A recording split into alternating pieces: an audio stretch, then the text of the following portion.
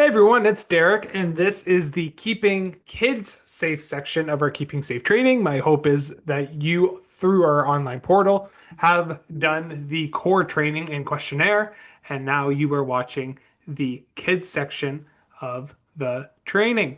Now, in order to find this section, I'm going to share my screen for you, and I will walk you through it. It is in the exact same document as we went through on the core training. So remember, go to the website, the bottom section of the website, and you will find that document. And you're going to scroll through. We just wrapped up page 6 on the core training. You're going to scroll down to the very next page. Very easy for Kidsmen volunteers. And we will do the Keeping Kids Safe training. I'm going to work through this document, and if you have any questions about anything that came up after you complete the training, feel free to email me at derekklumpenhauer@wbchurch.ca, and I'd be happy to answer any questions that you may have, because I do know that they can come up from this training. So going through, I'm starting on page 8 here. There might be little bits and pieces that I skip over, but they're there in the document for your reference. We're going to start off here with program, room, staffing, and supervision. Here at WMB Kids, we have a 2 volunteer minimum. Now that means that at all times in all classes, we will have at least 2 volunteers.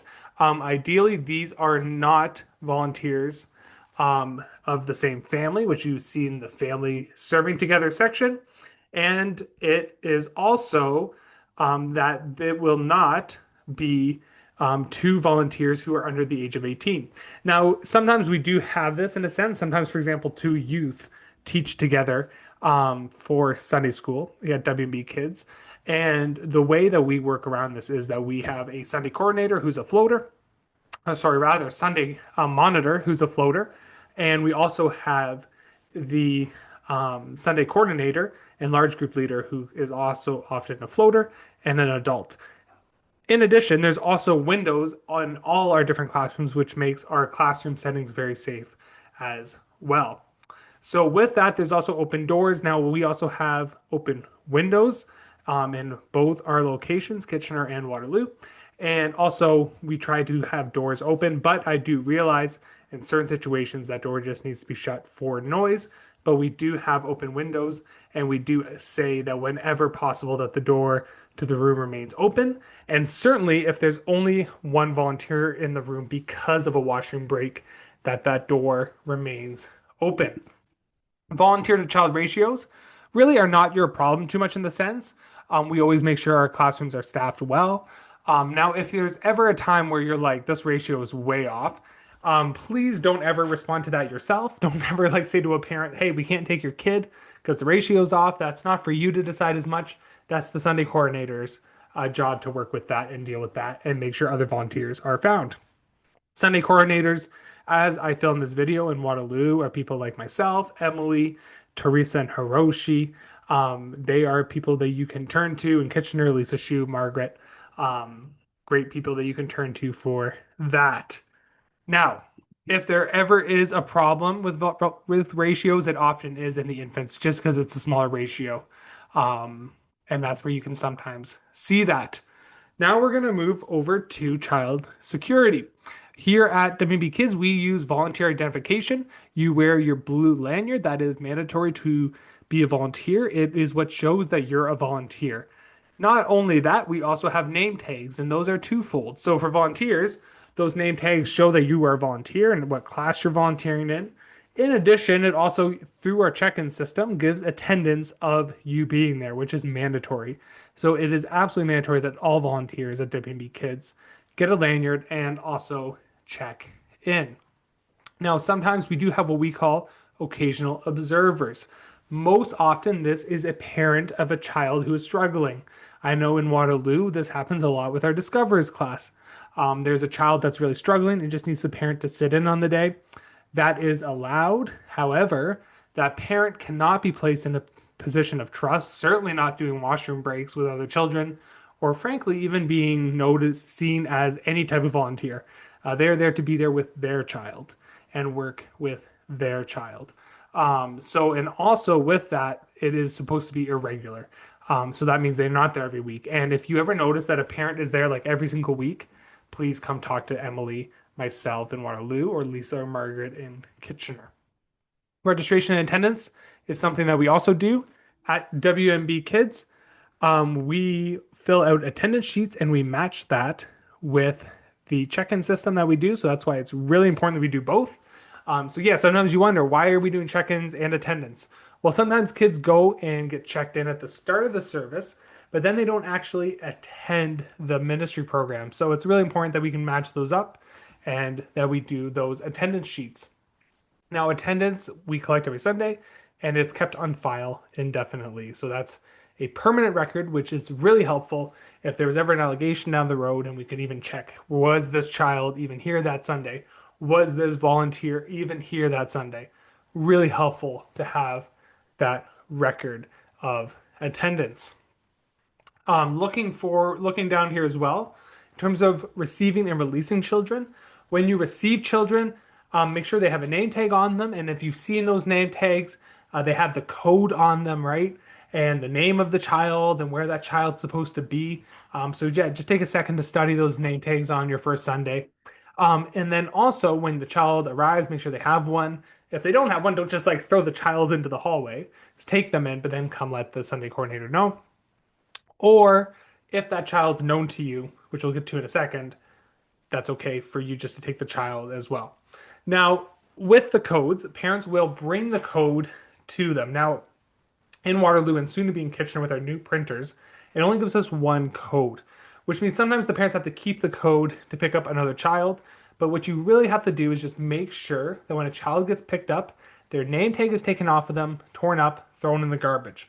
The reason for this is if we see a child upstairs after kids' church and they have a name tag on, I think that child escaped. I'm immediately going to think that child escaped, and I'm going to make sure that child gets back downstairs. And then all of a sudden, the parents wondering why I'm taking their child back downstairs, right?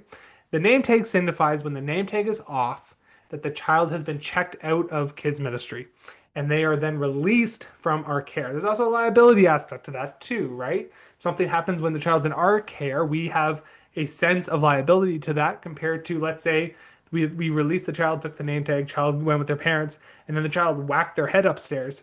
That's the parent's liability, right? So it's really important that we make sure we are getting those name tags off of children.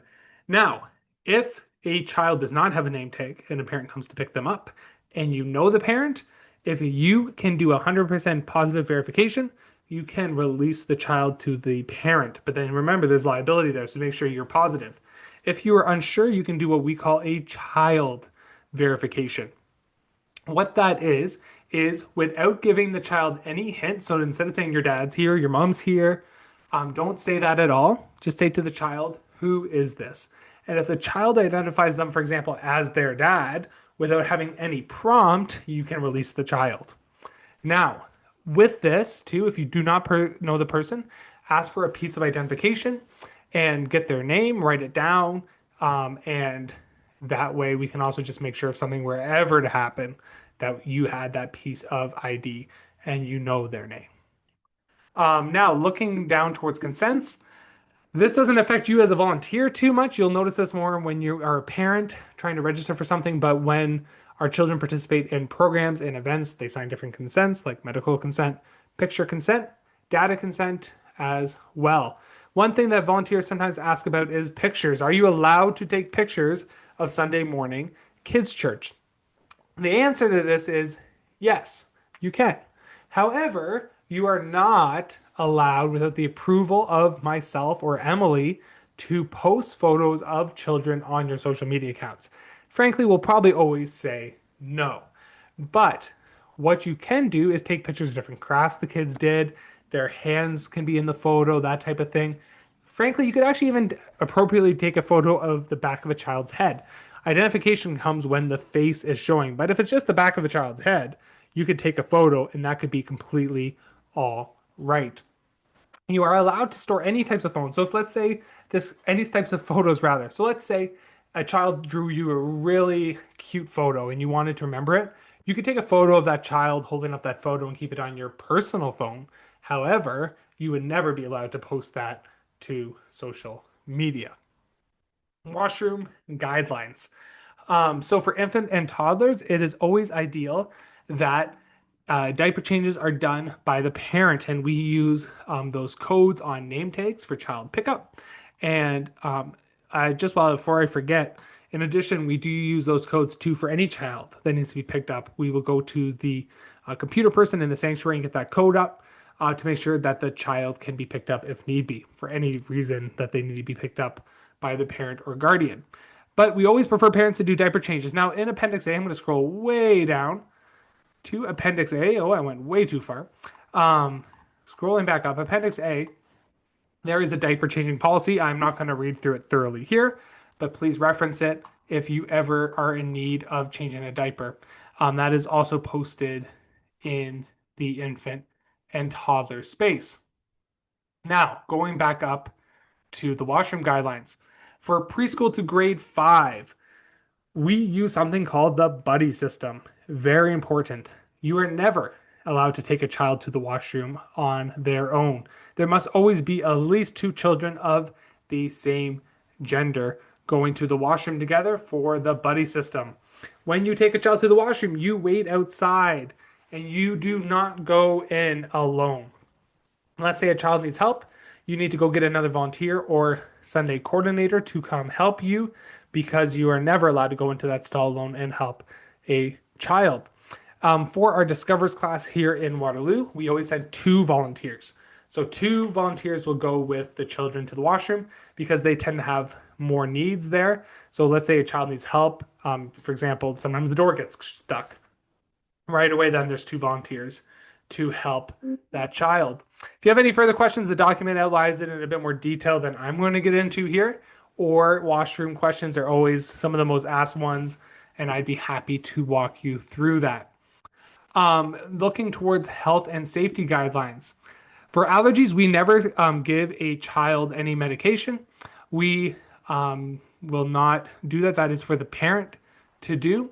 Any child with severe allergies, we make sure that we have note of that. So if a child has a peanut allergy, it should show up on their name tag and in our database. In addition, with medication, if a child needed medication, let's say it was a day program like Wamba Kids Camp, we would have that medication here, but the parent would have to come back to administer it. Now, in terms of EpiPens, in the case that a child has an allergic reaction and has an EpiPen, you as a volunteer might need to administer the EpiPen. We always prefer the adult volunteer. If there's an adult in the room, the adult volunteer to administer that EpiPen. It should always be overall whoever is the oldest person in the room. Remember the old saying for EpiPens, blue to the sky, orange to the thigh. Now, if you are not comfortable administering an EpiPen, please come let me know. But yes, if an allergy happened, would possibly have to administer an EpiPen. That'd be the only type of medication that we would administer. If you ever notice a child has any type of illness, please let us, the Sunday coordinators, know.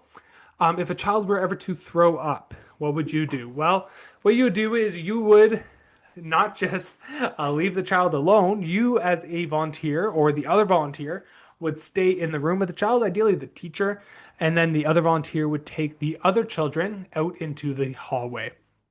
So we would immediately remove the other children from that situation. It's the same with injury. Let's say a child cuts themselves, lots of blood on the ground. You have one volunteer be with that child, have the other volunteer kind of stand in the doorway, but then getting the other children into the hallway and immediately call the Sunday coordinator. If it is something that involves a 911 call, please call 911 and use your discretion on that. For any injuries or any sickness or illness, or if you had to administer an EpiPen, I'm getting ahead of myself a little bit, but in terms of behavior, for all those things, we have something called an incident report form. That is down in the appendix down here, and it is Appendix B, incident report form. We fill these out whenever there is something like it says, injury, illness, property damage, or inappropriate behavior. I've had these filled out because someone bruised their arm bad, or someone threw up, or someone broke a window, another kid punched another kid. Sometimes people wonder, when is it worthy to fill one of these out? Well, typically, it is always, I say, if it's worth telling the parent about it, probably worth filling out an instant report form. That's a little bit of the type of rule that I use for knowing whether to fill it out or not. Do I feel the need to tell the parent? Then I'll do an incident report form.